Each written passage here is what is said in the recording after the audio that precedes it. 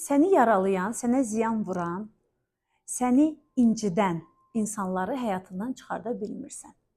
Və demək olar ki, eyni ssenariləri yaşayırsan. Bununla mübarizə apara bilmədiyin üçün müraciət edirsən mütəxəssisə. Və yaxud da ki, fərqində belə olmadan sadəcə özünü danlayırsan ki, niyə eyni tipli insanları seçirəm? Bunu sən özün bilərəkdən etmirsən. Hamısını edən, hamısının səbəbkarı sənin zehnindir. Zehnində bir informasiya var.